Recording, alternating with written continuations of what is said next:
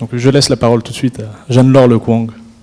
Merci beaucoup. Merci beaucoup aux organisateurs de m'avoir invité en cette journée du 27 Frimaire en 227, hein, si on s'en réfère au calendrier républicain révolutionnaire adopté en 1793. Donc je suis très heureuse de parler là. Je vous remercie d'être venu.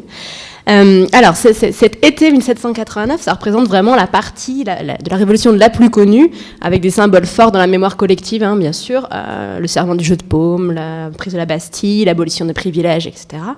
Donc c'est vraiment un lieu de mémoire. Alors qu'en réalité, c'est ça que je vais essayer de vous montrer ce soir, il faut se garder d'une mémoire figée de cette année 1789, un peu statufiée, qui opposerait une année 1789 heureuse, à ensuite la période de la terreur où la révolution aurait dérapé. Hein. C'était l'interprétation de certains historiens, par exemple François Furet, hein, et le groupe d'historiens libéraux qui s'opposaient à une interprétation plus marxiste de la révolution. Alors il y a plein de choses en fait qu'on peut questionner et que l'historiographie récente, donc les historiens de manière récente, ont renouvelé. C'est aussi une période qui a été récemment questionnée par les arts, parce qu'il y a notamment trois... En littérature, hein, l'ouvrage 14 juillet d'Éric Vuillard, que vous avez peut-être lu, qui date de 2016, qui était vraiment un récit de la prise de la Bastille vue du peuple. Il s'est servi d'archives pour ensuite redonner vie aux combattants, au cœur des combats. Donc c'est un récit très vivant, avec un style très particulier. Au théâtre, la très belle pièce de théâtre Ça ira, fin de Louis, de Joël Pomera, qui date de 2015, mais qui joue toujours actuellement. Donc c'est une pièce qui dure 4h30, mais qui est vraiment passionnante, où on est cette fois au cœur de l'Assemblée nationale, avec les députés, et les députés qui sont aussi au milieu du public. Donc ça, je vous invite à aller le voir si vous n'y êtes pas allé encore, ça passe l'année prochaine au théâtre de la Porte Saint-Martin. Et au cinéma, donc il y a quelques semaines, le film Un peuple et son roi de Pierre Schoeller, qui interroge aussi les événements, la prise de la Bastille et les grands événements du début de la Révolution à partir du point de vue d'une famille d'artisans du Faubourg Saint-Antoine et d'un vagabond qui est lui au début plutôt attaché au roi. Donc voilà, 3 points de vue parmi plein d'autres hein, des arts sur cette question. Et puis, voilà, qui montre que cette année 1789, ces événements, ça interpelle encore aujourd'hui l'imaginaire collectif. C'est pas un passé mort, mais vraiment un événement avec lequel on doit composer aujourd'hui, qui donne à réfléchir sur notre présent. Et évidemment, de manière encore plus actuelle, il n'y a qu'à voir la manière dont 1789 est constamment mobilisé ces jours-ci dans les médias pour expliquer ou questionner le mouvement des Gilets jaunes et revendiqué lui-même par une partie des Gilets jaunes. Hein. Il y a par exemple des graffitis. Il y a des graffitis dans Paris avec marqué Macron égale Louis XVI ou Brigitte Macron égale Marie-Antoinette. Donc voilà, c'est une chose qui questionne notre imaginaire, donc qui est quelque chose d'important. Donc voilà, comme le disait Lucas, on va questionner ensemble d'abord un peu le déroulé de cette année-là. Et ensuite, je voudrais aborder quelques points particuliers, notamment la question de la violence populaire, le rôle du peuple et particulièrement des femmes dans ces événements de 1789 et également des nouvelles formes de politisation qui émergent en 89 comme les clubs ou les journaux, le rôle des journaux dans ces événements.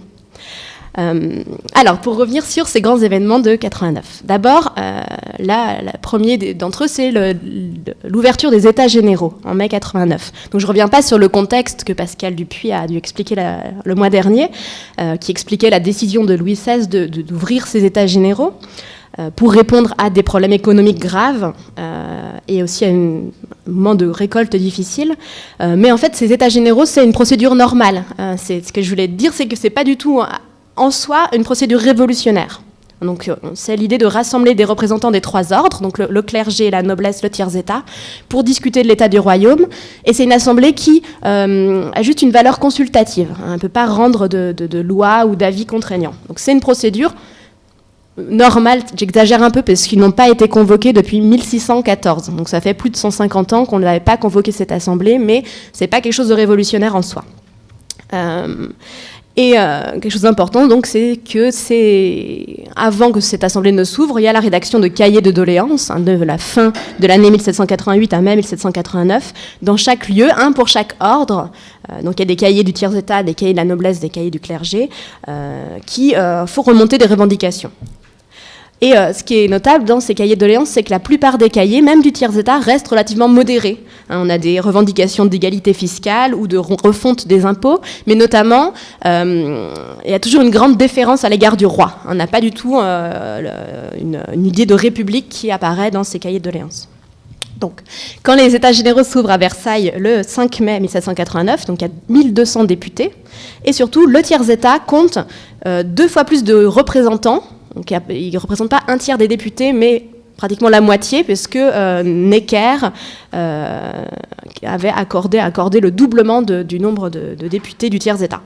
Et donc, progressivement, on a un blocage, parce que le tiers-État demande un vote par voix, par nombre de voix, et pas par ordre. L'idée, c'était de donner une voix au clergé, une voix à la noblesse, une voix au tiers-État. Le tiers-État dit non, nous, on est la moitié des députés, on revendique de compter par nos nombres de voix, et pas par ordre. Et dans ce progressif blocage, il y a une grande influence de l'abbé Sieyès, qui publie un pamphlet anonyme qui s'appelle « Qu'est-ce que le tiers-État ?» C'est quelque chose de très, très connu, qui commence par ces mots. « Qu'est-ce que le tiers-État ? Tout. Qu'a-t-il été jusqu'ici dans la politique ? Rien. Que demande-t-il ? À devenir quelque chose. » Et donc la suite est aussi intéressante, je lis juste le début. « Qui donc oserait dire que le tiers-État n'a pas en lui tout ce qu'il faut pour former une nation complète ? Il est l'homme fort et robuste dont un bras est enchaîné. Si l'on notait l'ordre privilégié, donc le clergé et la noblesse, la nation ne serait pas quelque chose de moins, mais quelque chose de plus. Ainsi, qu'est-ce que le tiers-État ? Tout, mais un tout entravé et opprimé. Que serait-il sans l'ordre privilégié ? Tout, mais un tout riche et florissant. » Donc je passe la suite, mais c'est vraiment un texte qui a une énorme influence, parce que sous l'impulsion de Sieyès et d'autres, le tiers-État décide de prendre le nom d'Assemblée nationale, le 17 juin, et affirme ainsi qu'il est le représentant légitime de l'ensemble de la nation. Donc, et également, il affirme qu'il a le droit de décider de l'impôt sans l'agrément du roi. Donc c'est une première étape dans cette affirmation politique nouvelle. Le clergé, à ce moment-là, en partie, décide de commencer à le rejoindre. La noblesse, elle, refuse. Les députés nobles refusent. Et le roi, lui, fait fermer les portes de la grande salle des États généraux pour empêcher la continuité des débats. Qu'est-ce qui se passe ? C'est un des événements très connus, c'est que l'Assemblée nationale, ces députés du tiers-État qui ont pris le nom d'Assemblée nationale se transfèrent dans une autre salle, la salle du jeu de paume. Donc c'est le 20 juin 1789. C'est le moment c'est le tableau très connu, immortalisé par David, du serment du jeu de paume, où les députés s'engagent à ne jamais se séparer et à se rassembler partout où les circonstances l'exigeraient, jusqu'à ce que la Constitution fût établie et affermie sur des fondements solides. Et on élit également un président de l'Assemblée qui s'appelle Bailly, qui était le député du tiers-État de Paris pour Paris. Alors comment réagit le roi ? Le 23 juin, le roi réagit par l'intimidation. Il veut disperser ses députés et contraindre les représentants à retourner à une délibération par ordre. Et donc Bailly refuse, le président de l'Assemblée, en proclamant « La nation assemblée n'a pas à recevoir d'ordre ». Donc vous voyez l'escalade progressive. Et le lendemain, donc on est le 24 juin, le clergé rallie l'Assemblée nationale, ainsi que 47 membres de la noblesse. Notamment le duc d'Orléans, qui était un des membres de la famille royale, un descendant de Louis XIII. Et ensuite, le 9 juillet, l'Assemblée s'intitule « Assemblée nationale constituante ». Donc là, c'est vraiment la référence à la monarchie anglaise, un modèle anglais. Il décide qu'il faut donner une constitution à la France pour limiter le pouvoir du roi et pour réformer notamment la question des impôts. Et c'est là la phrase célèbre de Mirabeau, qui en fait, la phrase qui est passée à la postérité, une déformation de ce que dit Mirabeau, mais en fait l'important c'est que ça circule dans le peuple, ça circule à l'extérieur de l'Assemblée. La phrase de Mirabeau c'est « Nous sommes ici par la volonté du peuple et nous ne quitterons notre place que par la puissance des baïonnettes ». Donc voilà, une des questions qui est posée par les historiens sur ces événements-là, cet engrenage, cette escalade, c'est comment les députés sont-ils devenus révolutionnaires ? C'est notamment Timothy Taquet qui a écrit en 1997 un ouvrage qui s'appelle « Par la volonté du peuple, comment les députés de 89 sont devenus révolutionnaires ». Qui relativise en fait l'idée que la révolution avait été préparée par une révolution intellectuelle antérieure, qui relativise le rôle des Lumières en fait intellectuelles dans ce processus. Il dit que, contrairement à ce qu'on a pu dire avant lui, les députés n'arrivent pas déjà révolutionnaires en 89, et que c'est les événements qui les font devenir révolutionnaires. Donc c'est une interprétation tout à fait intéressante à mon avis. L'idée que, par exemple, ils regardent les lectures des députés avant les États généraux, ils regardent leurs écrits également, ce qu'ils ont pu publier avant, et il dit qu'il y a finalement... ces députés étaient relativement peu influencés par les philosophes et il y avait également un profond respect pour la personne du roi. Donc la révolution de l'esprit n'est pas du tout évidente, selon lui, et c'est vraiment le processus, les événements, la contingence politique qui progressivement ont créé une dynamique révolutionnaire qui ont poussé à ces mesures successives. Alors, qu'est-ce qui se passe en dehors de l'Assemblée ? À Paris, donc voilà, deuxième point sur les événements de juillet à Paris, donc on est dans un contexte difficile, de disette, hein, le pain est cher, il y a une poussée des prix à l'été 89, un chômage important dans de nombreux métiers urbains, et une hostilité aux impôts, directs comme indirects. Et deuxième facteur de tension, c'est qu'à partir du 22 juin, le roi, qui est assez peu sûr de ses troupes, concentre autour de Paris des régiments étrangers, et également sur le Champ de Mars. Imaginez-vous que le Champ de Mars est occupé par un régiment allemand, donc une espèce de vaste camp militaire qui est une menace lourdement ressentie par la population parisienne. Et donc les premiers mouvements de foule à Paris, c'est vraiment dû à la volonté de se défendre, hein, de chercher des fusils et de la poudre pour contrer ce qui est perçu comme une agression. Cet positionnement de l'armée autour de Paris, c'est vraiment perçu comme une agression. Et la deuxième chose, c'est que le 11 juillet, le roi renvoie Necker, donc le contrôleur général des finances, ce qui est interprété comme la volonté du roi de durcir la politique, un durcissement politique. Et en plus, Necker était très populaire, parce que c'est lui qui avait demandé le doublement des votes, des voix du député du tiers-État, le doublement des députés du tiers-État, et c'est lui qui avait proposé la convocation des États généraux. Donc on a vraiment un sentiment de menace, d'une répression royale. Donc il y a les 12 et 13 juillet, il y a des milices bourgeoises qui commencent à s'armer. Le climat est fiévreux, et donc le 14 juillet, une foule de 40 000 Parisiens part vers la Bastille. En fait, d'abord part vers les Invalides pour récupérer des fusils, et après cherche de la poudre. Donc c'est pour ça qu'on va à la Bastille pour chercher de la poudre. Et donc arrivé à la Bastille, on a des négociations avec le gouverneur de la Bastille qui s'appelle Delaunay, qui refuse, parlemente, fait plus ou moins tirer sur la délégation qui est venue le voir, ce qui déclenche la fureur populaire, hein, donc la prise, la fusillade et l'assaut de la Bastille. Et d'ailleurs, Delaunay est lynché par la foule, et il y a une deuxième mort importante de ce jour-là, c'est Flessel, qui est le prévôt de Marchand, hein, c'est plus ou moins l'équivalent du maire de Paris, qui est lui aussi tué par la foule, parce que la foule pense qu'il a trahi, parce qu'il a envoyé des délégations chercher de la poudre à un autre endroit de Paris où il savait qu'il n'y en aurait pas. Donc, donc ces deux personnes-là, Flessel et Delaunay, sont la tête coupée et promenées au bout des pics. C'est ce premier rituel qui se répète régulièrement ensuite, dans les années suivantes, de tête promenée sur des pics.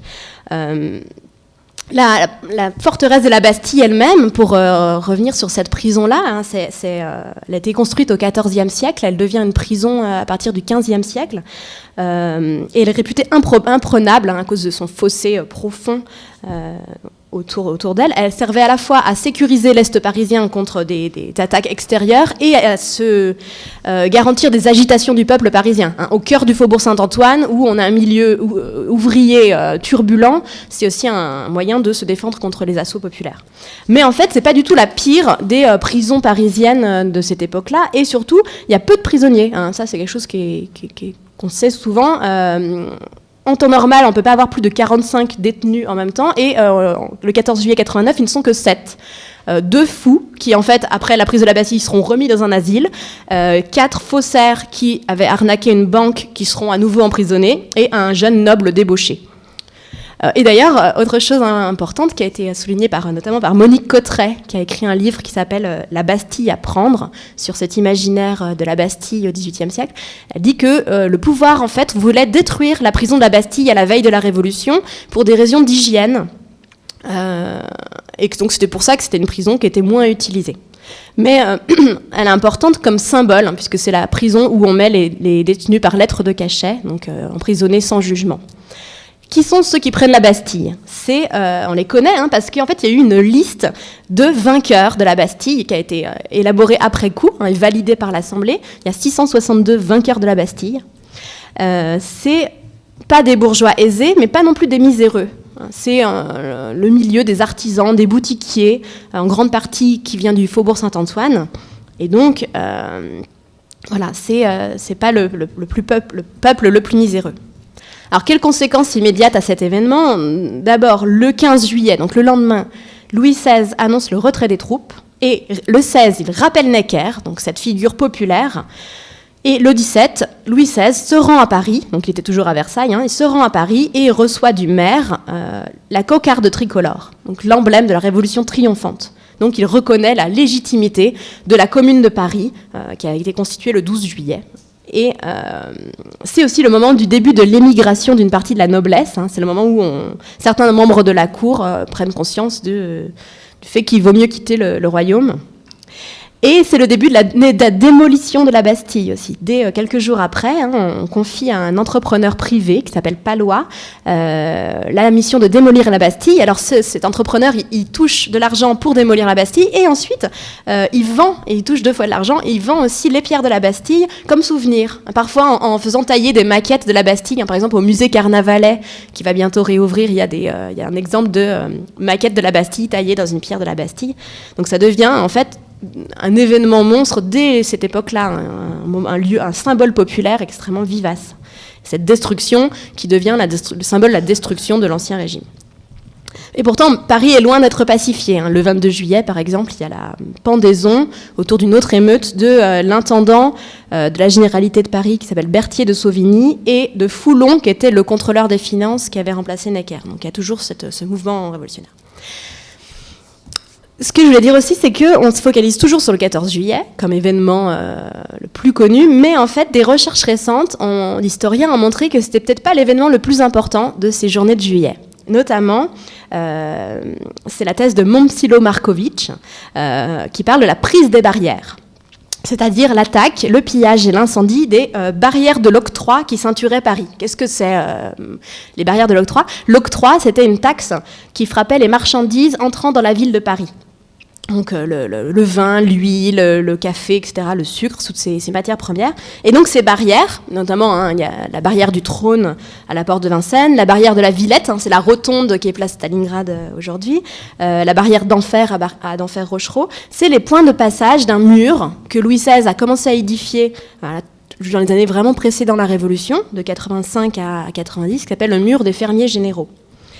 Et donc cette prise des barrières de l'octroi, donc ce pillage, cette destruction physique des barrières, donc des lieux où se prélevaient les taxes, elle se déroule de manière simultanée dans plusieurs endroits à partir du 10 juillet. Et elle se poursuit au moment même du 14 juillet. Hein, pendant qu'on attaque la Bastille, on est aussi en train de piller et de détruire certaines barrières.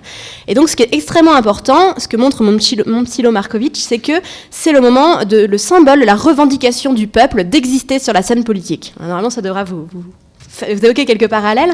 Il insiste sur le sentiment nouveau de cohésion au sein du peuple, hein, dans cette destruction des barrières, notamment entre les Parisiens, le peuple parisien, et ce que les autorités appellent les fraudeurs, c'est-à-dire ceux qui vivent à l'extérieur de Paris et qui demandent à faire venir des marchandises, qui veulent faire rentrer des marchandises dans Paris sans payer de taxes.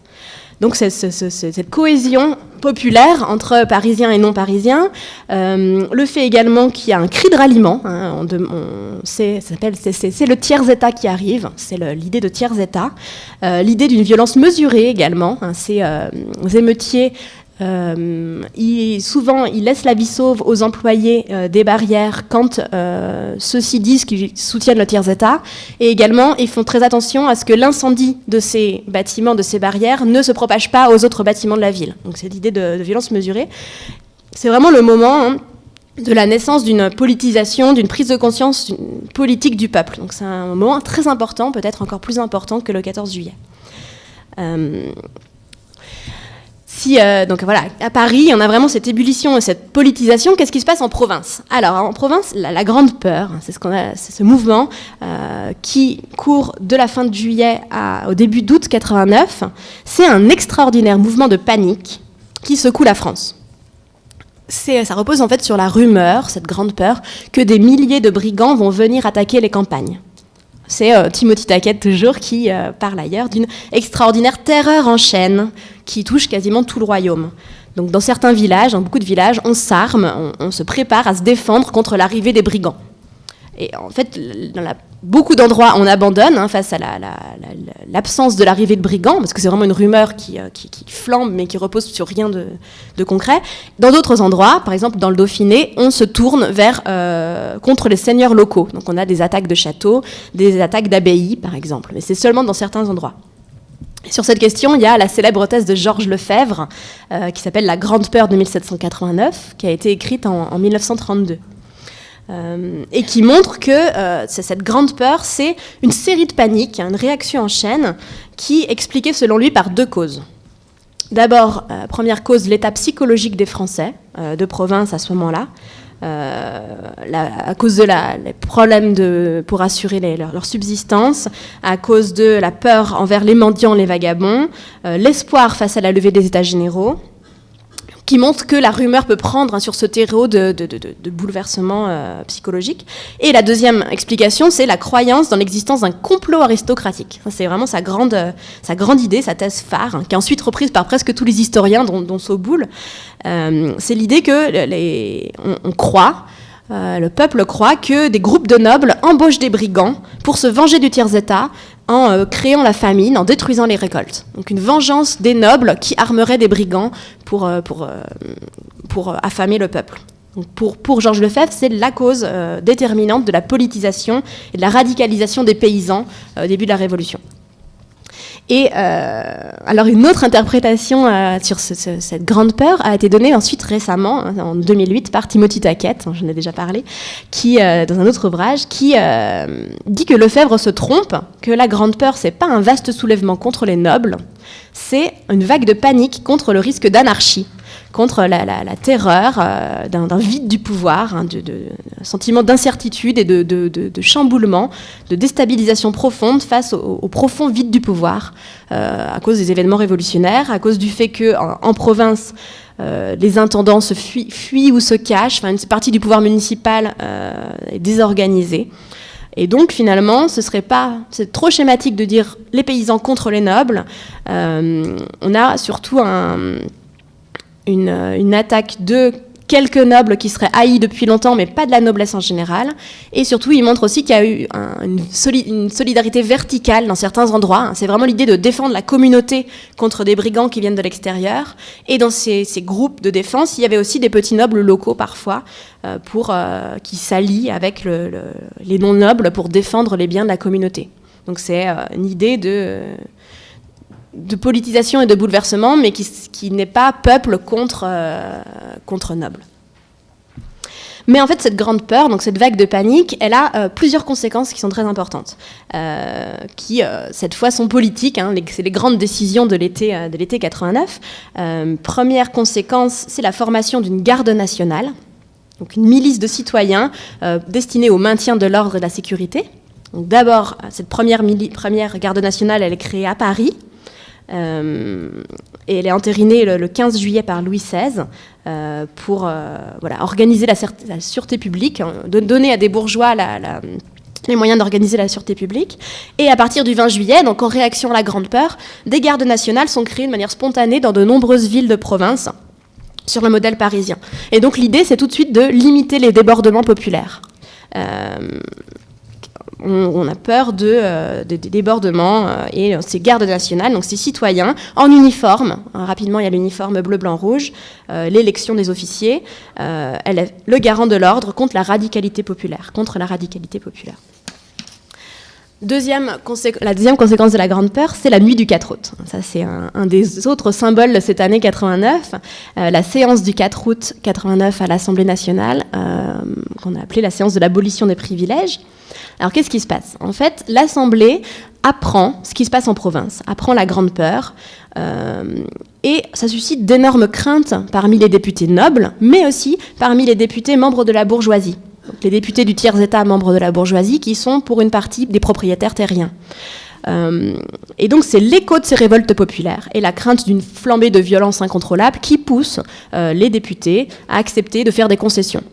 Et donc la nuit du 4 août, on a d'abord deux nobles, le vicomte de Noailles et le duc d'Aiguillon, qui proposent l'abolition des privilèges fiscaux. Et ensuite deux évêques, ceux de Nancy et de Chartres, qui demandent l'abolition des dîmes. Et donc, souvent, on parle d'un véritable élan d'enthousiasme qui aurait pris l'Assemblée nationale, où nobles et prélats se succèdent à la barre pour proposer toujours plus l'égalité des peines, l'abolition de la vénalité des charges, l'égale admission à tous les emplois, etc. La suppression de... Donc, vraiment, l'égalité de tous devant l'impôt et l'égalité pour l'emploi. C'est l'idée que les nobles n'ont plus certains emplois qui leur seraient réservés. Donc les décrets qui sont pris ensuite pour entériner cette nuit des 4 août font état de cet enthousiasme. Le premier article, c'est « L'Assemblée nationale détruit entièrement le régime féodal ». Donc vraiment, symbole fort. Mais en fait, en réalité, après cette nuit des 4 août, il y a vraiment un marchandage très important pour rédiger les décrets définitifs. Et en fait, les décrets qui sont pris sont beaucoup plus mesurés. Notamment... les offices, donc une égalité de la possibilité d'avoir un emploi, mais les anciens titulaires d'office doivent être indemnisés. Et également, surtout, les droits féodaux sont déclarés rachetables, c'est-à-dire que les vassaux peuvent supprimer les droits en échange d'un paiement qui équivaut à 20 ou 25 ans de leur valeur, payable en une fois. Donc en gros, ça équivaut à leur maintien, parce qu'il faut payer une telle somme d'argent que c'est pas possible de supprimer ce droit féodal. Et en plus, ces décrets doivent être sanctionnés par le roi pour être valables. Et le roi refuse de les ratifier. Donc en fait, l'abolition complète des droits féodaux sera progressivement et n'aura lieu vraiment qu'en 1793. Donc c'est encore une fois le symbole et dans la réalité beaucoup plus nuancée. Le troisième texte fondamental de l'été 89, c'est bien sûr la Déclaration des droits de l'homme et du citoyen, adoptée le 26 août 89. Donc là, je passe très rapidement, mais c'est vraiment l'idée ambitieuse de d'énoncer des principes clairs et suffisamment généraux pour qu'ils aient une valeur universelle. Donc vraiment pas un texte de circonstance, mais un texte universel. Et en fait, il y a de très nombreux projets qui sont élaborés au cours de l'été. Il y a 36 projets au sein de l'Assemblée nationale et 11 à l'extérieur de celle-ci. Donc finalement, le texte auquel on parvient le 26 août, c'est un texte de compromis, fruit de beaucoup de débats, donc qui peut avoir un caractère peut-être incomplet ou inachevé. Mais bon, c'est vraiment la mise en avant du principe d'égalité, le principe de liberté individuelle, et le principe de séparation des pouvoirs. L'idée de se garantir contre l'arbitraire du pouvoir en séparant pouvoir législatif, pouvoir judiciaire, pouvoir exécutif. Mais en fait, c'est un texte qui n'est pas sans ambiguïté, bien sûr, puisqu'elle oublie certains citoyens, les femmes, les esclaves dans les colonies, et également les minorités religieuses, les juifs et les protestants, qui ne sont pas inclus encore dans cette déclaration. Et surtout, Louis XVI, comme pour le 4 août, la nuit du 4 août, résiste à tous les textes qui émanent de l'Assemblée. Donc c'est pour ça, le dernier événement de cette période de l'été et automne 89, c'est les journées d'octobre, donc les 5 et 6 octobre. Qu'est-ce qui se passe? Donc il y a ce refus du roi de ratifier tous les textes qui sont pris pendant l'été par l'Assemblée. Et en plus, le peuple apprend, au début du mois d'octobre, qu'à Versailles, les soldats ont eu des gestes hostiles à la Révolution. Notamment, ils auraient foulé aux pieds, piétiné la cocarde tricolore et arboré la cocarde noire, donc la cocarde de la reine. Donc il y a une riposte immédiate, la population s'enflamme et on a vraiment une marche des femmes, 5 à 10 000 femmes qui vont vers Versailles, et également une marche de la garde nationale qui prend le même chemin, qui va vers Versailles. Et conséquence de cette arrivée en masse vers Versailles, Louis XVI accepte de reconnaître tous les décrets qui bloquaient depuis le 4 août. Donc il y a vraiment cette idée il faut faire le lien entre la révolution populaire et les conquêtes politiques. C'est vraiment les décrets pris par les députés à l'Assemblée ne deviennent concrets, effectifs, que parce que le peuple est intervenu. Ça, c'est vraiment important. Ça contraste aussi avec l'idée, avec le mythe d'un 1789 comme une période heureuse, une période de consensus, ou d'avancée inéluctable de la Révolution. Cette idée qu'il y ait des résistances, qu'on a besoin de la violence populaire pour entériner les avancées politiques. Donc le roi ratifie ces décrets, mais en fait, l'émeute reprend, l'émeute ne s'arrête pas le 5 août, la troupe passe la nuit à Versailles, et le lendemain, il y a des échauffourées devant l'appartement de la reine, des gardes du roi sont massacrés, donc on décide de ramener la famille royale à Paris. Ça, c'est un autre moment important, le 6 octobre, l'installation à Paris de la famille royale et également de l'Assemblée nationale. L'Assemblée nationale arrive à Paris. Donc ça diminue aussi la possibilité de la royauté de reprendre en main les événements par la force. Le fait que maintenant, ils sont au cœur de Paris, un peu prisonniers de la capitale. Vraiment, les historiens, notamment Jean-Clément Martin, proposent de faire débuter la Révolution avec ces journées d'octobre, parce que pour lui, pour la première fois, la conscience d'être entré en Révolution marque la totalité des esprits, partisans et opposants. C'est aussi l'idée que voilà, depuis Versailles, là, avec le retour à Paris, l'arrivée à Paris, on n'a plus le choix que de se rendre compte qu'il s'est effectivement passé quelque chose d'inéluctable. Et pourtant, il faut souligner que le peuple révolutionnaire, même en octobre, est toujours attaché en partie au roi. C'est toujours cette ambiguïté face à la figure du roi. Notamment, les femmes ont été reçues en délégation par le roi et ont fait preuve encore d'un attachement. Elles ont baisé la main du roi, etc. Ça, c'est, pour ceux qui ont vu la pièce dont je parlais tout à l'heure, Ça ira, c'est un moment assez important dans la pièce, ce rapport des femmes au roi. Voilà, donc en un mot, qu'est-ce qu'on peut dire de ces événements ? Est-ce qu'il y a une ou plusieurs révolutions ?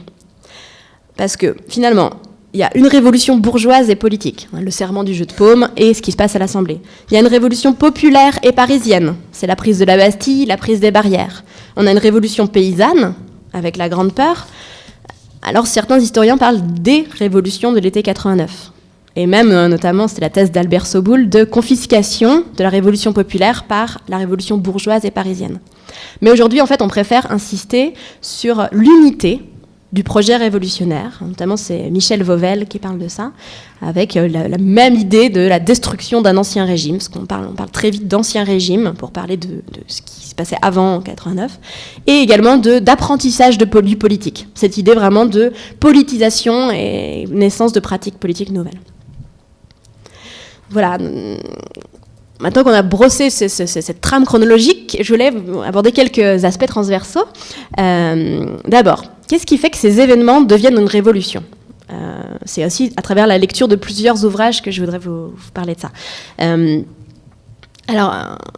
Qu'est-ce qui fait que ces événements deviennent une révolution ? Il y a Jean Nicolas, qui, peut-être que Pascal Dupuis vous en a parlé il y a un mois, qui a fait un ouvrage qui s'appelle « La rébellion française » en 2002, qui étudie le XVIIIe siècle, toutes les révoltes populaires du XVIIIe siècle, en montrant que le XVIIIe siècle a été un siècle intranquille. Il parle de l'intranquillité française, pour montrer que la Révolution vient d'une radicalisation croissante, une augmentation des insurrections, des petites émeutes populaires. Donc tout ne naît pas à l'été 89. Et il étudie 1800, il n'est pas tout seul, il y a une équipe de chercheurs autour de lui. Il a étudié 8500 cas d'émeutes populaires, de plus ou moins grande ampleur, d'une journée à plusieurs semaines. Et il montre qu'elles sont de plus en plus nombreuses, à partir des années 1760-1770, ces révoltes, et surtout dans les derniers mois. Par exemple, en 1788, il y a 58 émeutes, mais dans les premières années de 1789, de janvier à avril, il y en a 231. Vraiment une augmentation en flèche, tout change de rythme au début de 89. Il montre également que si, au cours du XVIIIe siècle, les révoltes sont sans forcément beaucoup de programmes politiques, c'est surtout des révoltes frumentaires, donc pour assurer la survie alimentaire des révoltés, elles se politisent progressivement. Parce qu'il y a une augmentation de la défiance envers les élites sociales. Et il y a de plus en plus un sentiment une structuration d'une opinion publique populaire, paysanne mais aussi urbaine, féminine et masculine. Et donc les revendications se radicalisent avant la Révolution. Donc c'est vraiment l'idée que avant l'été 89, il y a déjà une mise en cause des élites populaires et marchandes dans les premiers mois de 89, et une coloration politique de ces émeutes populaires. Donc vraiment la construction d'une opinion publique, pas dans les livres, mais dans les pratiques politiques, dans les pratiques collectives, avec cet essor des mobilisations. Et d'ailleurs, Arlette Farge, dans un autre ouvrage qui s'appelle « Dire et mal dire, l'opinion publique au XVIIIe siècle », montre que se multiplient aussi au cours du XVIIIe siècle les visions de la mort du roi. La mort du roi devient quelque chose de pensable, alors que ça ne l'était pas avant. Il y a vraiment un désenchantement progressif face à la monarchie. On s'habitue progressivement à la délégitimation du roi, à cause de la crise et de la difficile gestion de la crise par le roi. Et pourtant, il ne faut pas tomber dans la téléologie, comme disent les historiens, donc on ne peut pas se dire que c'était inéluctable. Rien ne permettait de dire que la révolution ne pouvait pas ne pas advenir. C'est vraiment ce poids des événements qui font que la révolution peut... rien n'est écrit d'avance. Le deuxième point transversal que je voulais aborder, c'était la question de la violence populaire, justement.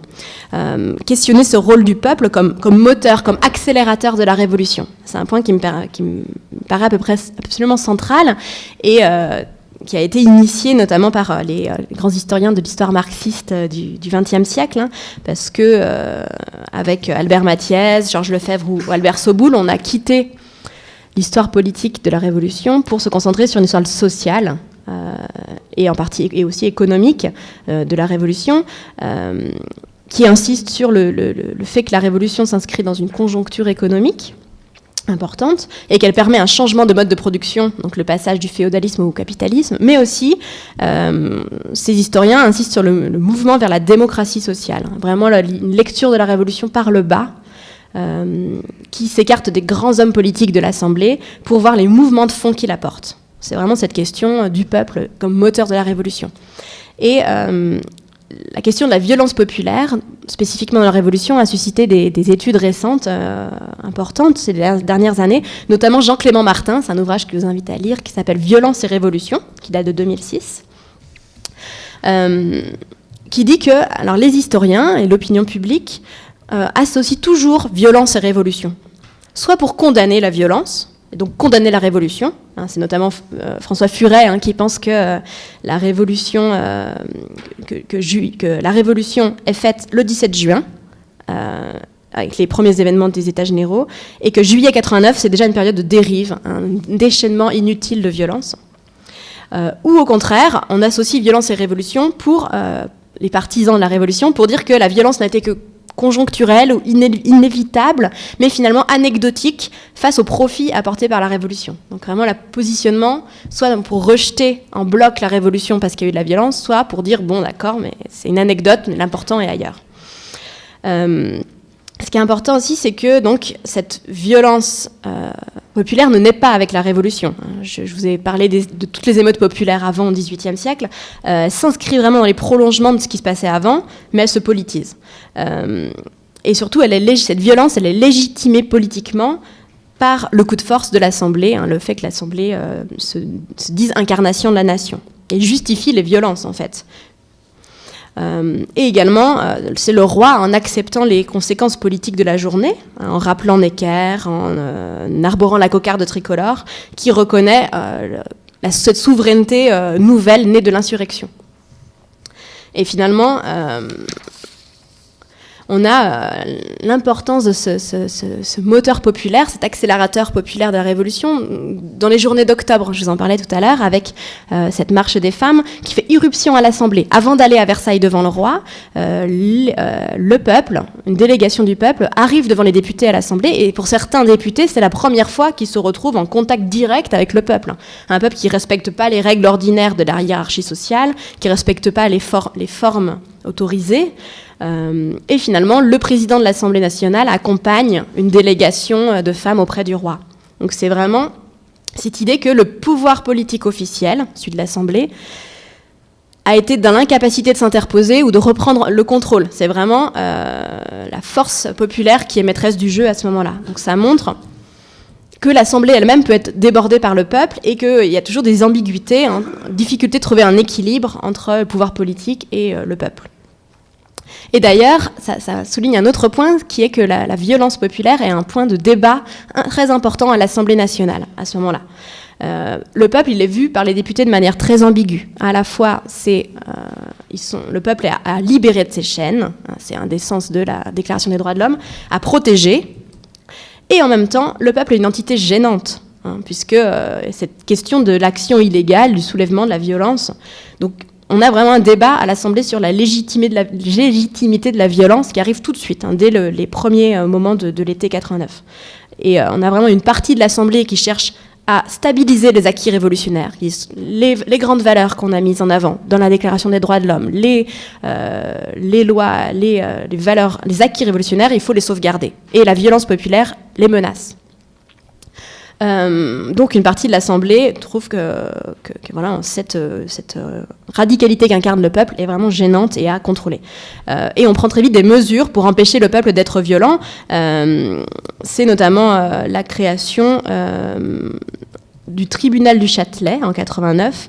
En fait, on invente un crime. Avant, il y avait le crime de lèse-majesté. Là, on invente le crime de lèse-nation qui permet de poursuivre des individus responsables de violence. Et la deuxième chose, c'est la loi martiale, qui est votée le 21 octobre 89, qui permet de réprimer les mouvements populaires. Donc voilà, c'est toute cette ambiguïté de l'Assemblée vis-à-vis du peuple et de moyens de garder le contrôle. Vraiment, l'Assemblée doit garder le contrôle sur la révolution, celle qu'elle veut voir. Donc finalement, voilà, c'est vraiment une tension très importante. Et d'ailleurs, Haïm Burstein, qui est un historien franco-italien, qui a écrit un article qui s'appelle « L'expérience de la radicalité ou comment devient-on extrémiste ?» Un article intéressant qui dit qu'il faut rompre avec l'idée que la radicalité sous la Révolution serait un phénomène en quelque sorte linéaire, évident, et donc qui rendrait la terreur, la période de la terreur inéluctable, mais... au contraire, pour Burstein, il y a un apprentissage de la radicalité qui se fait à chaud, dans les toutes premières journées révolutionnaires, vraiment en fonction d'un contexte précis, en fonction des événements, et dans un moment de vide du pouvoir, de déstabilisation. Cette question-là, elle est liée à une autre question importante qui est soulignée aussi par des études récentes sur la Révolution, c'est la place des émotions pendant la Révolution, et notamment pendant l'année 89. Puisque si on revient sur cet imaginaire collectif autour de 89, l'été et l'automne 89 sont classiquement présentés comme une année heureuse, donc de la Révolution, opposée dans l'imaginaire à la terreur, et une année en fait, c'est une année au contraire de tension, de bouleversement, de péril, ou voilà, de déstabilisation très importante. On a vraiment l'idée d'un saut dans l'inconnu, et donc du coup, les archives montrent combien, dès les États généraux, les députés, comme le public, oscillent constamment entre la joie et la panique. Donc c'est ce rôle des émotions qui est très important.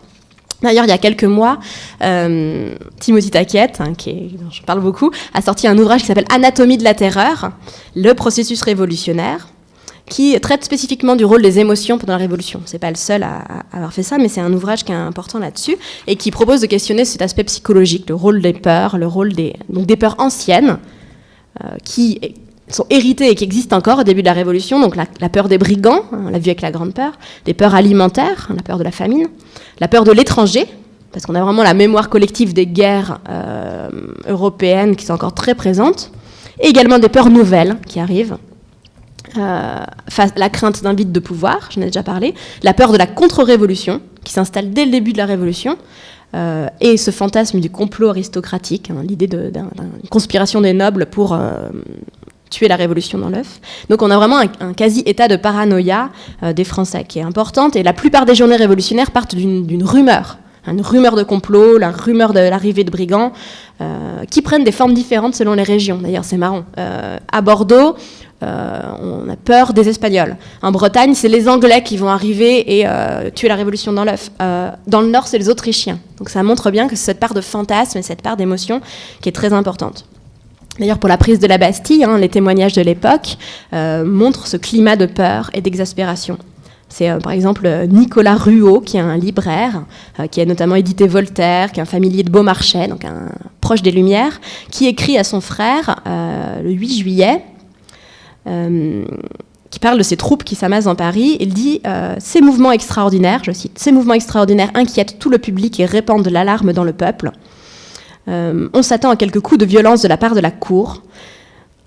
Ces préparatifs, tout cet appareil militaire l'indique. S'il faut croire à tous les propos qui circulent depuis 24 heures, nous sommes à la veille d'une guerre civile ou d'un événement fort étrange. » Donc il écrit le 8 juillet, ça lui donnera raison, effectivement les événements lui donneront raison. Et également, donc j'ai Autre exemple de cette vague d'émotion, la vague d'enthousiasme de la nuit du 4 août, j'en ai parlé, mais finalement cet enthousiasme qui s'empare de l'Assemblée part de la panique à la base. Ça commence par la panique face à la découverte de ce qui se passe en province, de la grande peur. Donc c'est toujours cette oscillation entre enthousiasme révolutionnaire, peur, qui alimente l'élan révolutionnaire. Et voilà. Un autre point que je voulais souligner aussi pour montrer comment ça se crée, comment ce processus de révolution se met en place, c'est le rôle de nouveaux espaces de politisation, notamment les clubs et les journaux. La part très importante jouée par les journaux. Donc les clubs. À Paris comme en province, c'est des lieux de politisation spontanée. C'est des lieux où on lit la presse, on lit les textes de loi et on les commente. On a des discussions au sujet des pétitions qu'on peut envoyer à l'Assemblée. On reçoit aussi des délégations des autres clubs, des autres sociétés, donc on échange des idées entre clubs. Donc c'est vraiment des lieux d'intenses échanges. On dénonce aussi, c'est des lieux où on dénonce beaucoup. Dès le début de la Révolution, il y a quelque chose qui est promu par les autorités, qui s'appelle la dénonciation civique. Donc c'est pas de la délation, la délation c'est un caractère péjoratif, mais la dénonciation, ça devient une vertu. Le bon citoyen doit dénoncer les contre-révolutionnaires. Et donc c'est des lieux aussi où on dénonce les contre-révolutionnaires. Donc c'est vraiment un endroit d'invention d'une politique que l'Assemblée nationale a bien du mal à canaliser, à maîtriser. Donc c'est cette idée de multiplicité des lieux de politisation.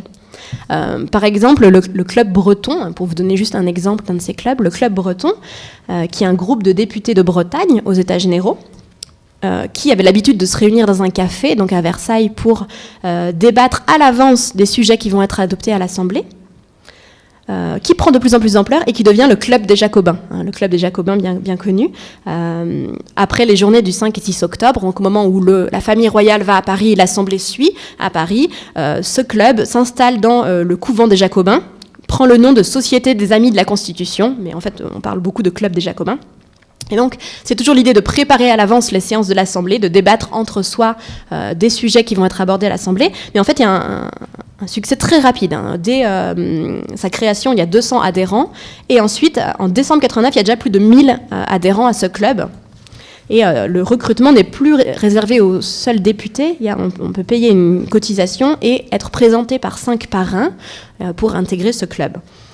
Et en fait, à partir de 1790, il y a des filiales de ce club qui se créent partout en province. On a jusqu'à 6000 sociétés liées au club des Jacobins en 93. C'est un lieu de fermentation et d'ébullition politique important. Et donc, il faut vraiment prendre conscience que les liens entre ce qui se passe à l'intérieur de l'Assemblée et ce qui se passe à l'extérieur de l'Assemblée sont beaucoup plus intenses qu'aujourd'hui. Notamment, il y a la pratique des adresses à l'Assemblée, qui influe sur les actions des députés. L'Assemblée ne décide pas toute seule. En fait, constamment, elle reçoit des courriers, des adresses, des pétitions qui parviennent de ces clubs, qui parviennent des municipalités en province, qui parviennent de tout un tas d'acteurs. Donc c'est vraiment une véritable pression sur les députés qui jouent sur la politique. C'est vraiment quelque chose d'important à garder en question. Et un autre facteur moteur de cette politisation, c'est les journaux.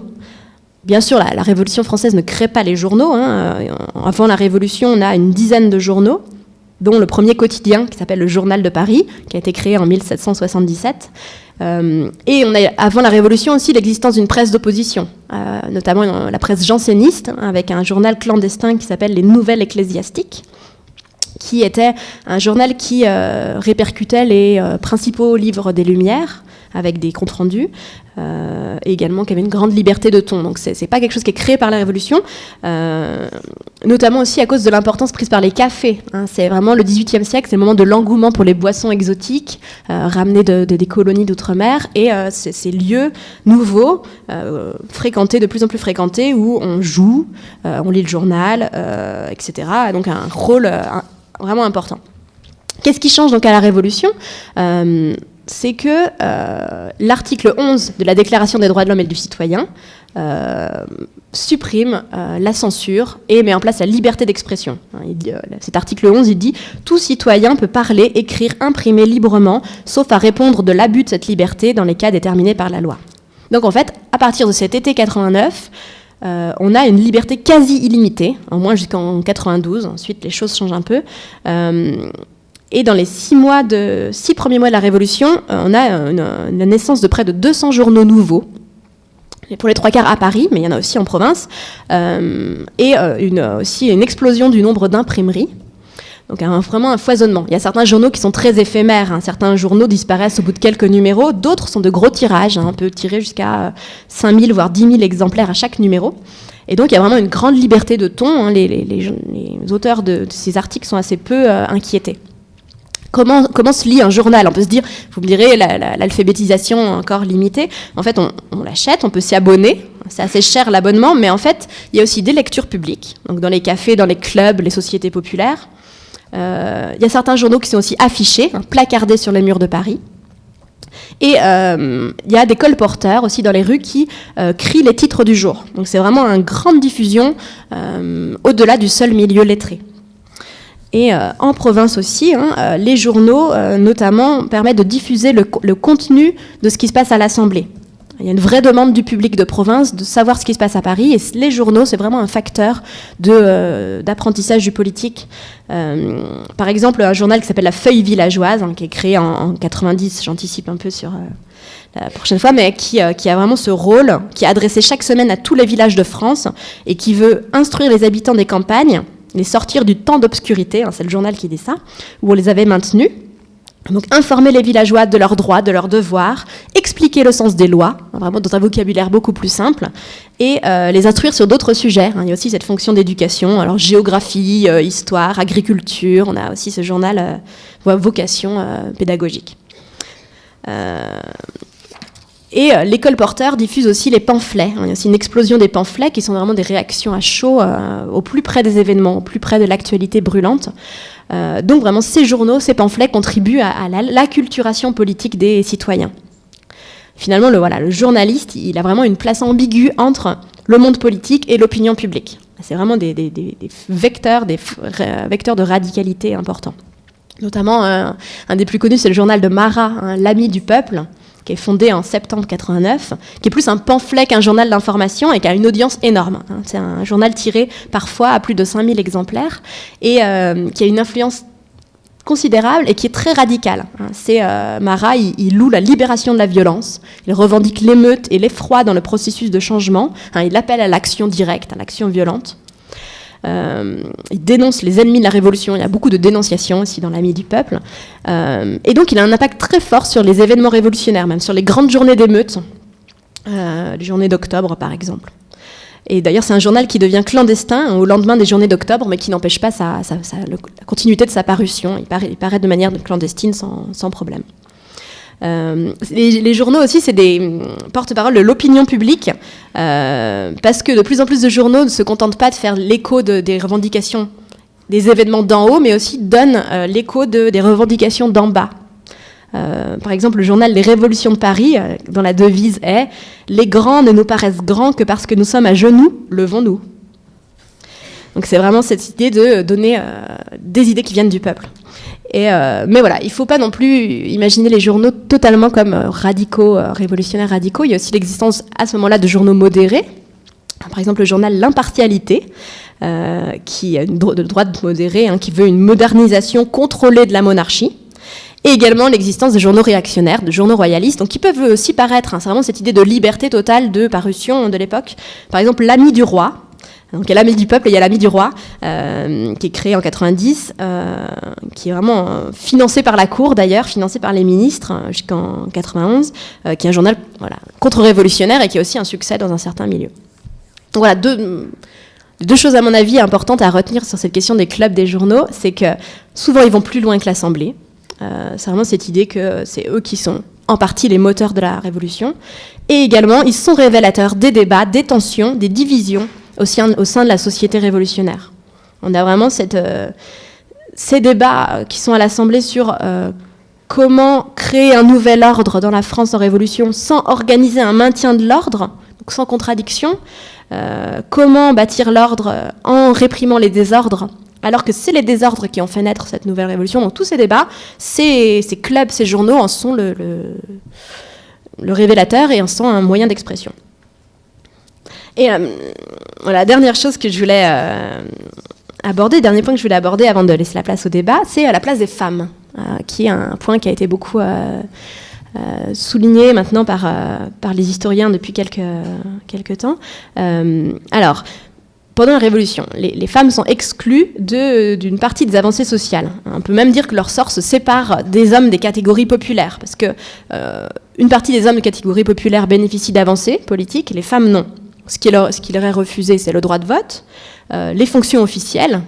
On a une égalité face à l'emploi des hommes, mais pas des femmes, le droit de servir dans l'armée, etc. Donc c'est un peu une occasion manquée d'accéder aux droits politiques pour les femmes. Et d'ailleurs, les historiennes anglo-saxonnes du genre, des gender studies, ont une vision négative de la Révolution qui est considérée un peu comme la défaite historique des femmes. Et pourtant, ce que soulignent d'autres historiennes, par exemple Martine Lapierre ou Dominique Godino, les femmes représentent en fait des actrices à part entière du processus révolutionnaire.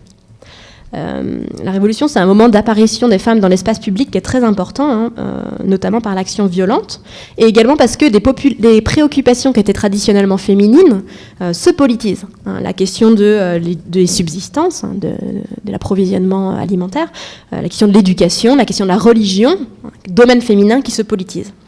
Et donc vraiment, on a une action des femmes très importante dans tous les événements révolutionnaires.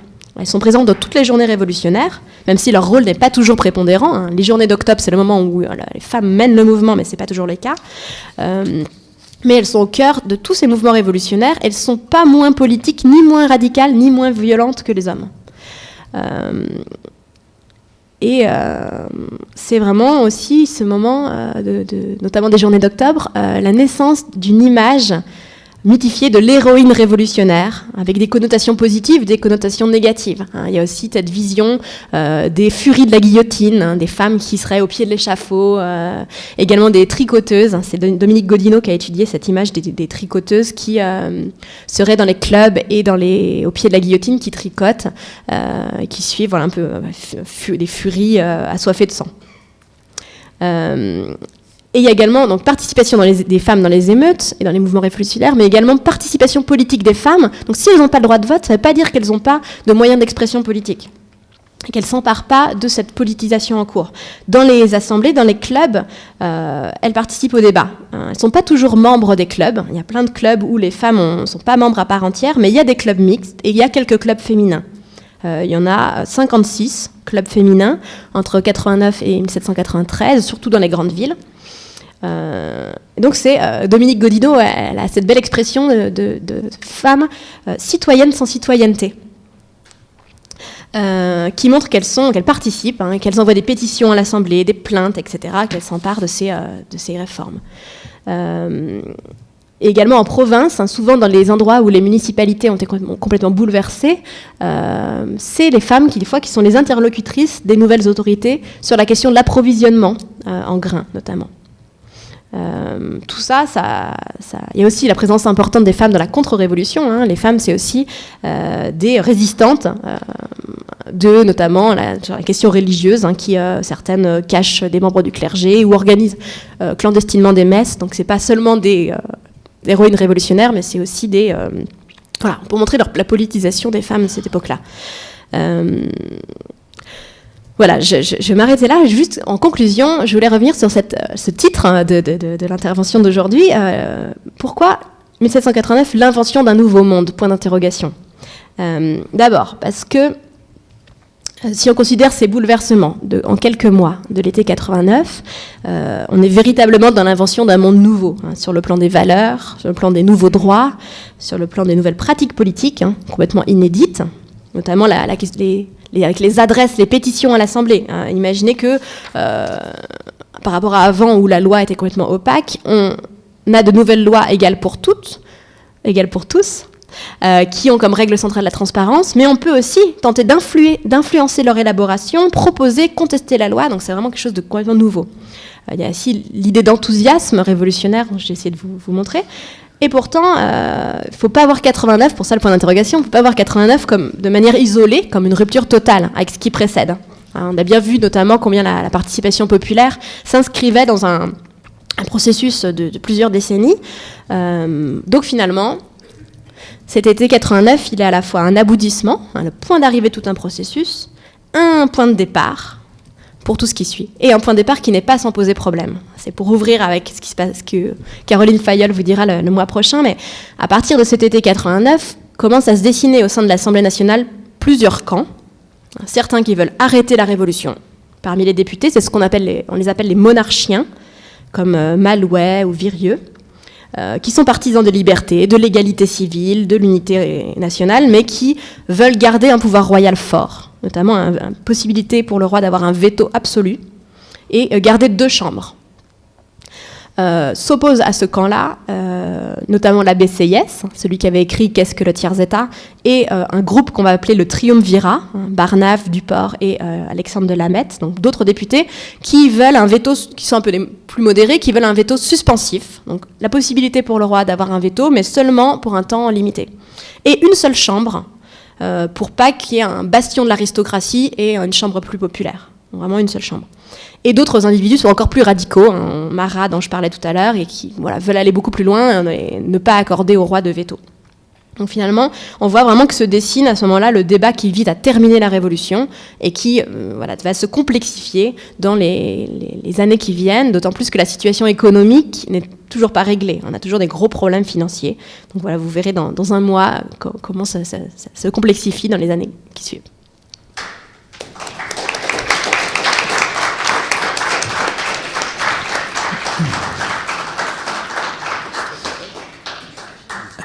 Merci beaucoup, Jeanne-Laure Le Quang. Toujours cette clarté qui m'avait marqué dans mes cours, durant les TD de L2 que j'ai suivis. Émotion.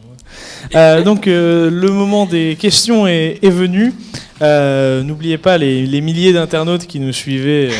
Vous pouvez poser des questions en ligne. Pour l'instant, il n'y en a pas. Mais je suis sûr que la salle fulmine de questions. Donc nous allons passer dans les rangs.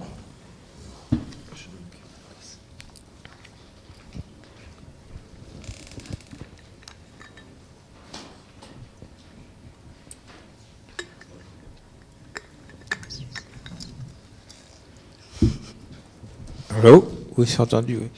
Bon, d'abord, on peut remercier votre intervention qui a été très très claire. Merci. Et on ne peut pas s'empêcher de lier la situation de 1789 avec ce que nous sommes en train de vivre aujourd'hui, avec les différences qui s'imposent par le temps, par l'évolution du monde et tout ça, mais on se retrouve face à des situations qui se ressemblent étrangement, quoi. On est soit dans une situation de post-révolutionnaire ou de post-factieuse, peut-être. On ne sait pas trop bien par où ça va se tourner. J'ai vu ce matin, moi, ça m'a désolé, j'ai vu ce matin les CRS qui évacuaient les carrefours des gilets jaunes. J'ai ressenti ça comme une blessure personnelle, quoi. J'ai vu les gens pleurer parce qu'on leur enlevait ce qui, jusqu'à présent, leur avait donné la parole, leur avait donné l'impression de vivre, de peser, de pouvoir intervenir. Et on se retrouve dans la même situation avec différents courants le courant qui pense qu'il faut absolument que l'ordre revienne et qu'à partir de cet ordre, on va pouvoir établir un discours où moi je pense qu'on va mieux enfumer le peuple, mais enfin bon, après chacun y amène son truc. Mais on voit un petit peu tout ça. Tout le temps de votre, je ne sais pas si on se dit tu, mais enfin bon, tout le temps de votre intervention, j'ai vraiment ressenti ça, quoi. C'est vraiment ça. C'est ce que nous sommes en train de vivre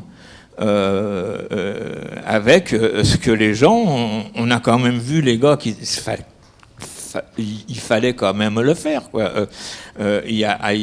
Attends, tu veux m'interrompre? juste pour que tout le monde ait le temps de poser des questions. Oui, oui, pour poser une question. Moi je voulais, voilà, alors pour résoudre, un petit peu le truc, c'est me dire que nous sommes, moi je pense que nous sommes dans une situation actuellement, il va falloir qu'on en discute, nous sommes dans une situation actuellement qui est moi je sais pas trop quoi, qu'est-ce que l'on va être capable d'en faire, mais on est quand même dans une situation je pense, soit révolutionnaire, soit post-factieuse, quoi.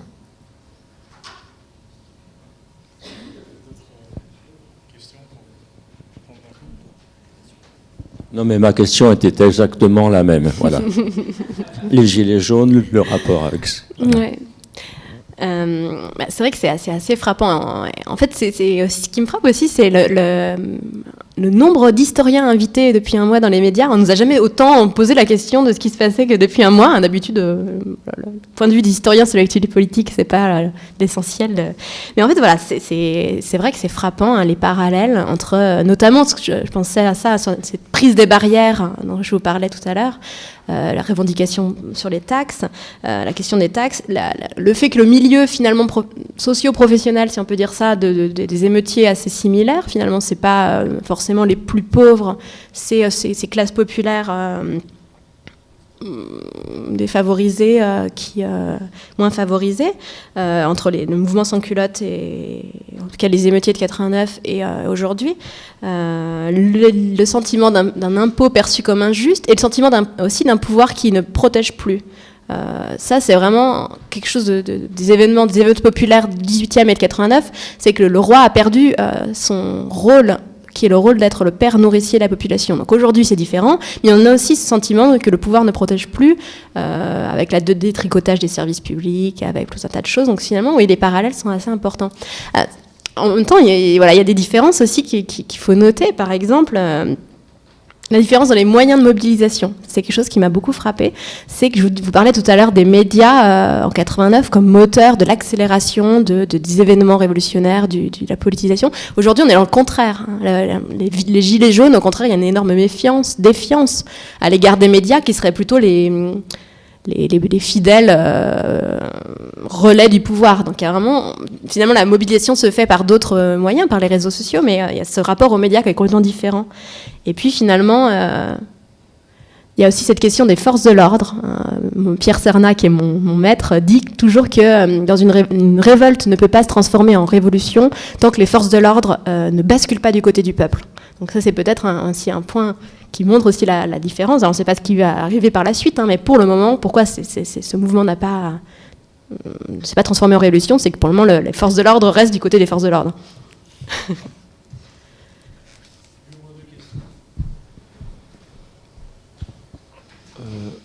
Bonsoir. Vous avez parlé des femmes, et je voudrais savoir si, bien qu'elles n'aient pas eu tous les droits, est-ce qu'il y a des femmes qui revendiquaient quand même le droit de vote ou des choses comme ça, s'il y a eu un mouvement de fond ou un mouvement minoritaire? Oui, tout à fait. Il y a des grandes figures de femmes qui sont très politisées dès les premiers moments. Par exemple, Théroigne de Méricourt, qu'on surnomme la belle liégeoise parce qu'elle vient de Liège, en Belgique, qui est dans les tribunes de l'Assemblée dès les États généraux, qui s'installe, qui suit et qui revendique, qui a vraiment des opinions très radicales, qui revendique le fait de briser ses fers, d'arrêter il revendique le droit de vote. Et puis le plus connu, c'est bien sûr Olympe de Gouges, qui a rédigé en 1791 la Déclaration des droits de la femme et de la citoyenne, qui calque les articles de la Déclaration des droits de l'homme et du citoyen, qui les transforme. Notamment l'article 1, c'est la femme naît et demeure égale à l'homme en droit. On voit bien le décalque, la transformation des articles. Mais en même temps, il y a toujours cette idée Par exemple, elle dédie son texte à Marie-Antoinette. Donc, je vous disais, le rapport ambigu avec les figures royales. Même elle, qui est une des femmes les plus radicales de cette époque-là, se prend comme garante de son texte Marie-Antoinette. En tout cas, voilà, il y a eu des revendications, radicales de droit de vote. Et il y a même un homme, qui est Condorcet, qui revendique le droit de vote des femmes. Donc c'est quelque chose qui n'a pas été débattu à l'Assemblée. Ça n'a jamais été mis en débat. Mais il y a eu des revendications isolées, oui. pas seulement isolée, mais féminine en tout cas. Bonsoir. Je vais poser une question plutôt d'ordre historiographique. Vous avez évoqué la querelle entre les marxistes et les historiens libéraux. Et effectivement, aujourd'hui, étant donné que Furet et Vauvel ne sont plus de ce monde, et que notamment, vous prenez le cas de Clément Martin, qui était un élève de Furet, et qui aujourd'hui il ne reprend plus le discours de son maître, j'aimerais savoir quel est le point sur cette querelle. Est-ce qu'elle est encore vivace dans les débats entre historiens, ou elle est terminée? Cette querelle entre donc, les historiens marxistes et les historiens libéraux, effectivement, au cours du XXe siècle, c'était une querelle assez violente. En histoire, on est assez habitué aux débats assez virulents, mais ça fait partie quand on fait des cours d'historiographie à la fac, ça fait partie des exemples canoniques de querelles violentes, d'affrontements violents entre historiens. Aujourd'hui, il y a eu le moment du bicentenaire de la Révolution en 1989, qui a été un moment où finalement on a en partie dépassé, à mon avis, cette querelle-là pour ouvrir sur d'autres chantiers. Et aujourd'hui, ça a un peu perdu de sa virulence. Les historiens sont moins dans prendre position sur l'une ou l'autre chapelle, plus dans d'autres questionnements. Par exemple, on étudie beaucoup en ce moment la période du Directoire, donc la période qui est après la période dite de la terreur, donc du gouvernement révolutionnaire, c'est 1795-1799, qui est une période coincée entre la terreur et la période napoléonienne, donc qui est une question en chantier. Mais il y a également toujours des débats qui ressurgissent, notamment pour les grandes querelles d'école, il y a aussi cette question de la Vendée, qui suscite aujourd'hui des débats, parce qu'il y a encore des écrits scientifiques ou pseudo-scientifiques qui parlent de génocide vendéen, etc. Et tout un tas d'historiens notamment Jean-Clément Martin, dont c'est un des fers de lance, qui revendique le fait que la Vendée n'a pas été un génocide. Alors peut-être moi j'avais des questions dans le même esprit, un peu d'ordre historiographique. La première, c'est parce que à un moment j'ai peut-être réglé un problème technique, peut-être que tu en as déjà parlé, mais c'est que parmi les choses un peu fascinantes d'une historiographie plus ancienne, c'est le travail très massif et pesant de Labrousse, qui regarde notamment l'évolution du prix du pain et qui, je parle sous votre contrôle, évidemment la récompense d'années de travail laborieux, c'est qu'évidemment le 14 juillet 1789, le prix du pain atteint son maximum ce jour-là à partir d'une analyse qui fait assez grande. Donc évidemment c'était assez intéressant par rapport à une lecture, disons, un peu idéaliste qui pense que les grands esprits pense et élabore le monde, et puis après, l'idée fait son chemin, et puis etc., etc. Et là, la rattacher à une histoire sociale et économique avec ses rythmes propres, et parfois une détermination plus grande. Mais vous en avez parlé un peu à un moment déjà, mais c'était par rapport à ça. Et la deuxième question, là, c'est parce que moi, je suis pas du tout spécialiste de la Révolution, et alors évidemment, on a chacun un peu ces figures qu'on aime bien. Et parmi les figures qu'on aime bien, il y a quand même Georges Lefebvre. Bon, et alors là, je suis triste de cette affaire, parce que j'aime bien Timothée Taquet aussi. Alors là, c'est déchirant. Bon, alors, donc concrètement, parce que Georges Lefebvre, pour prendre Georges Lefebvre quand même, il faut quand même y mettre beaucoup d'y siens. Donc, quels sont les éléments que Taquet met en avant? Quelles sont des nouvelles sources, des sources qui n'existaient pas, que Lefebvre n'aurait pas vu, n'aurait pas connu? Ça m'étonne quand même, c'est pour ça. Alors bon, donc je voudrais savoir comment est-ce que Taquet prend ou essaye de prendre Georges Lefebvre sur l'histoire de la Grande Peur, qui est quand même un livre magnifique, réédité régulièrement, qu'il faut lire et relire, qui est super, on peut très bien écrit, voilà. Merci, c'est des questions difficiles. Non, la question du prix, effectivement, Labrousse, il a montré que en étudiant l'évolution des prix du pain au XVIIIe siècle, que c'est le moment maximum de la cherté du prix du pain, c'est le 14 juillet. Donc il y a vraiment cette revendication des subsistances qui est un moteur essentiel des révolutions populaires, des révoltes populaires. On se révolte pas seulement pour des raisons politiques, parce qu'on sait ce qui se passe à l'Assemblée, on se révolte pas seulement par peur des troupes armées qui entourent Paris, dont je parlais tout à l'heure, mais il y a aussi vraiment cette question qui est pas du tout nouvelle, qui s'inscrit dans les révoltes de l'époque moderne, la question frumentaire, alimenter, assurer la survie, dans des moments où Paris, à de très nombreux moments au XVIIIe siècle, au XVIIe, au XVIIIe siècle, est coupé de ravitaillement. Le fait d'acheminer des grains dans Paris, c'est très compliqué. Il y a des moments où il y a les circonstances font que ça marche mal et que les prix s'envolent. Donc ça, c'est un des facteurs, effectivement, des révoltes explicatifs très, très importants. Ouais. Alors sur la réinvention, la réinterprétation par Timothy Tackett de la grande peur de la thèse de Georges Lefebvre. Alors, je crois que lui, il dit que Georges Lefebvre a trop regardé ce qui se passait à l'Assemblée, les choses du point de vue de l'Assemblée, des archives parlementaires, mais qu'il faut beaucoup plus regarder les archives locales pour montrer finalement qu'il y a vraiment cette peur de l'anarchie et du vide du pouvoir beaucoup plus que la haine des nobles, et que finalement c'est peut-être une réinterprétation de l'Assemblée, de voir ça en lecture de peuple contre noble, et qu'au niveau local ce serait beaucoup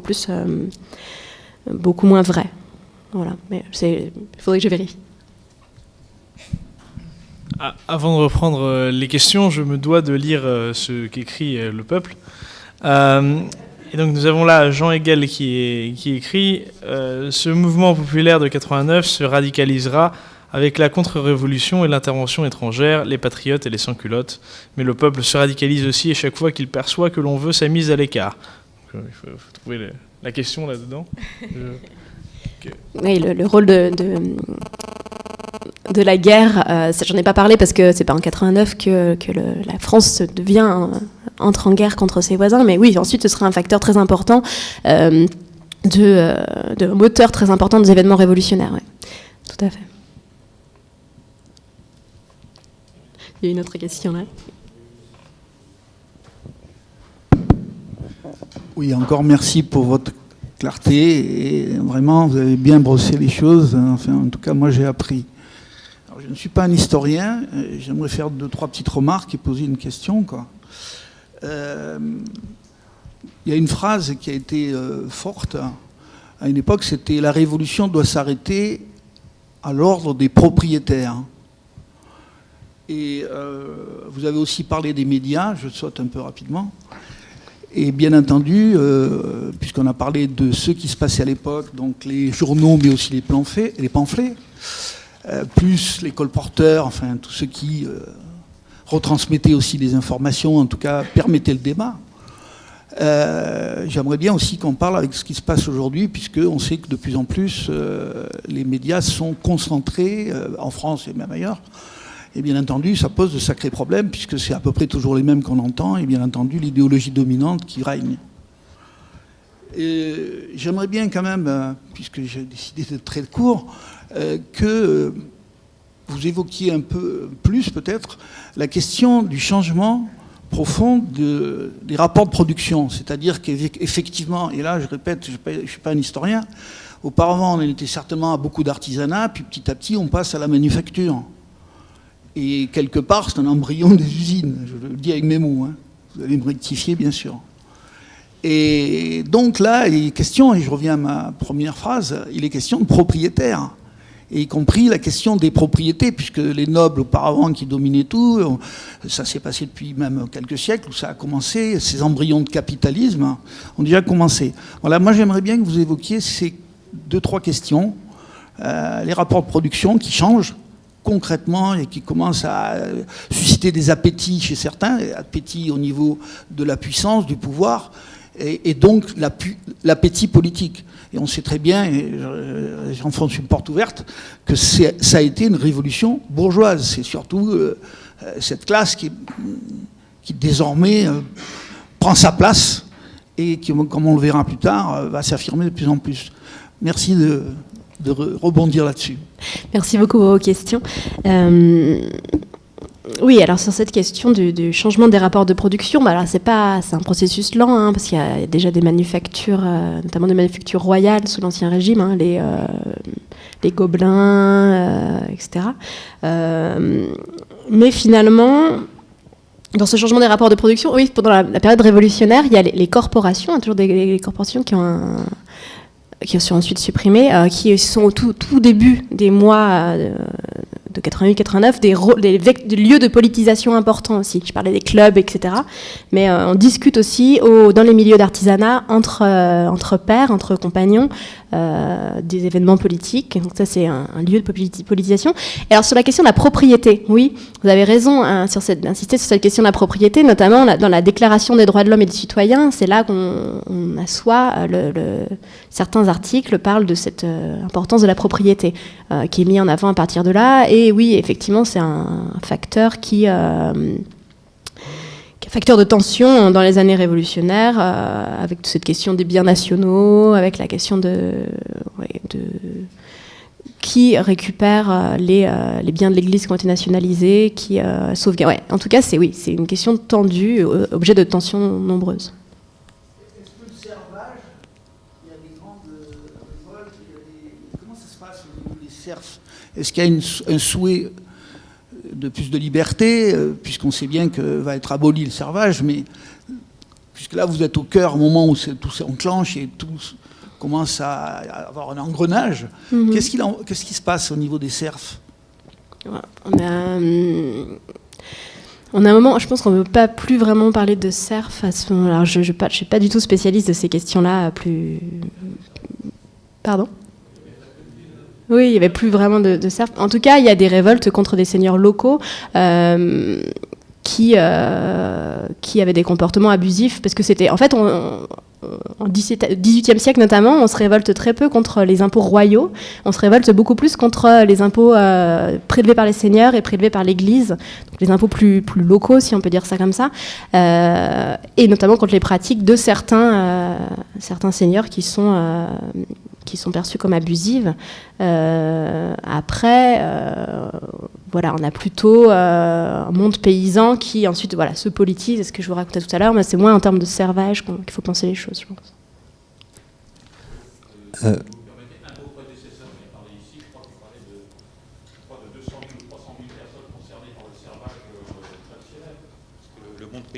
Le monde paysan, si j'ai bien compris, avait beaucoup évolué. Il y avait des petits propriétaires terriens, il y avait toutes sortes de choses, quoi. C'était pas un monde non plus unifié.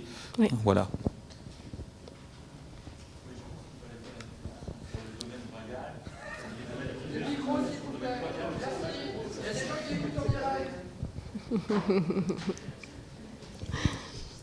Oui, pour le servage, je pense qu'il faut faire la différence entre le domaine royal, où le servage avait peut-être été déjà aboli, ou au moins diminué ou amoindri, et les domaines privés, où les seigneurs locaux avaient peut-être plus de pouvoir sur leurs serfs, disons.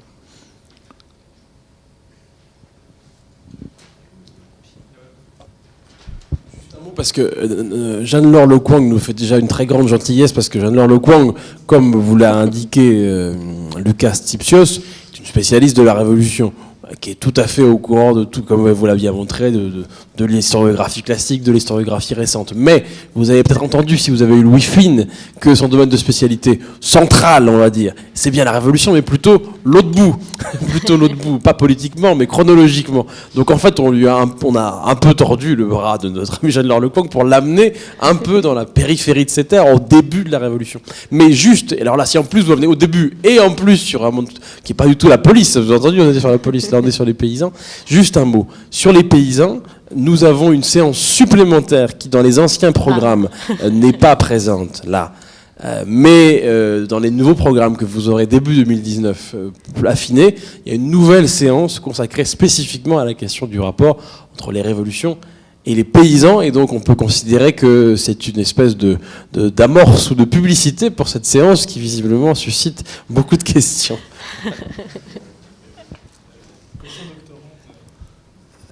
Pour revenir à l'historiographie, j'aurais une question sur l'histoire des émotions qui a été un peu abordée.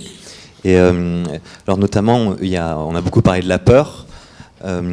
Quelles seraient les émotions qui n'auraient pas été explorées, ou quelles seraient ou explorées récemment? Il y a un livre de Enzo Traverso qui s'appelle La mélancolie de gauche, quelque chose comme ça. Est-ce qu'il y a des choses qui ont été faites là-dessus, ou est-ce que, par exemple, du point de vue de la vie affective et des sensibilités par rapport à la vie animale, est-ce qu'on peut avoir quelques mots sur les travaux de Pierre Cernin?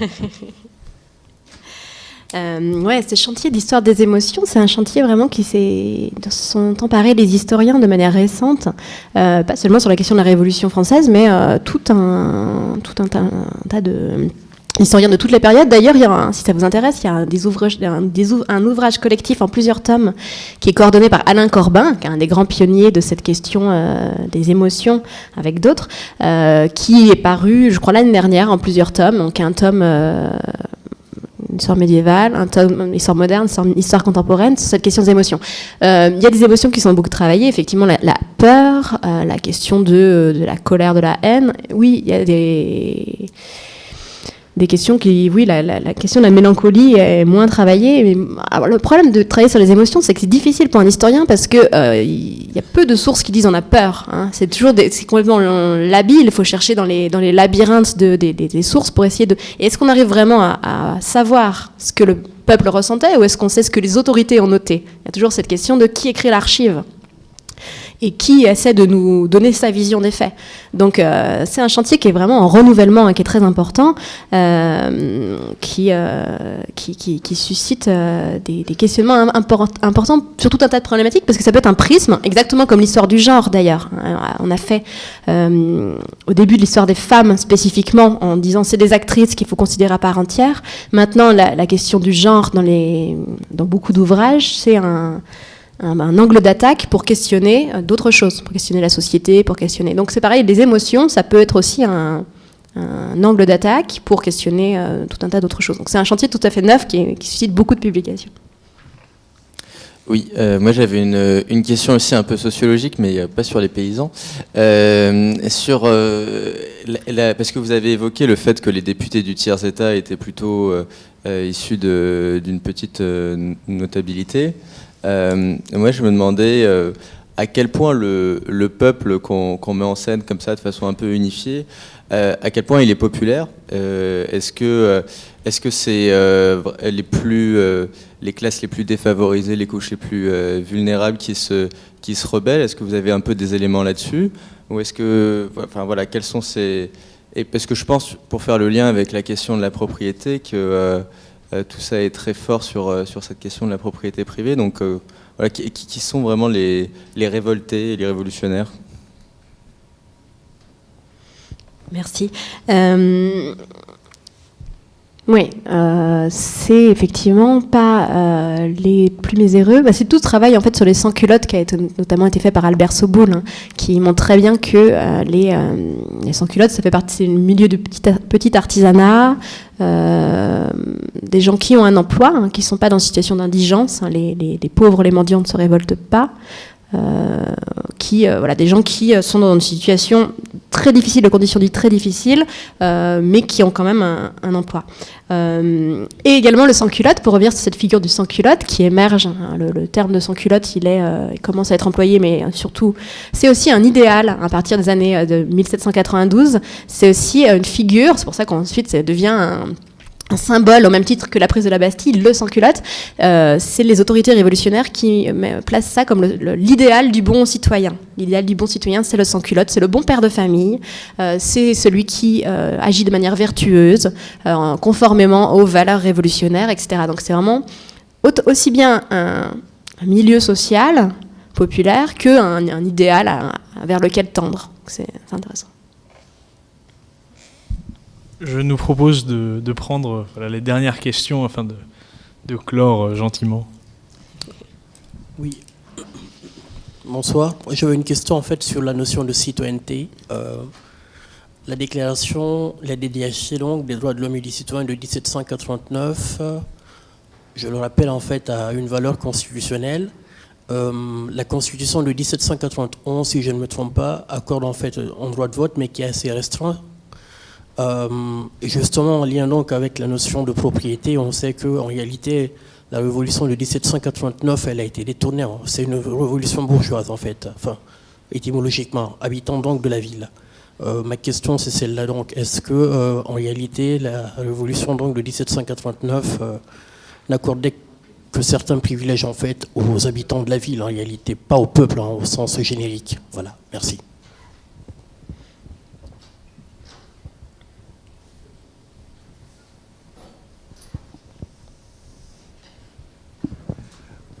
pour essayer de comprendre et toujours pour rebondir par rapport avec ce que nous vivons maintenant. Vous avez parlé de Necker et donc finance. Vous dites qu'il a été renvoyé. Et bien entendu qu'on a tous certaines notions, mais certaines se sont un peu évaporées par rapport à nos apprentissages donc en histoire. Et est-ce que les malversations qui ont certainement dû être quand même connues relativement de manière précise ou imprécise, mais en tout cas qui ont dû être connues à l'époque, est-ce que ça a eu des influences? Parce que bien entendu, vu tout ce que vous aviez à dire, vous êtes passé un peu rapidement. Le fait que Necker ait été renvoyé, c'était quoi? Des rapports de puissance, des rapports donc d'argent, de puissance avec les détenteurs de capitaux. Parce que tu disais, c'était une révolution bourgeoise, c'est les villes, mais c'est également les détenteurs de capitaux qui voulaient aussi avoir leur pouvoir de s'exprimer politiquement et donc d'améliorer encore leurs intérêts, quoi. Ok, on est d'accord. Merci.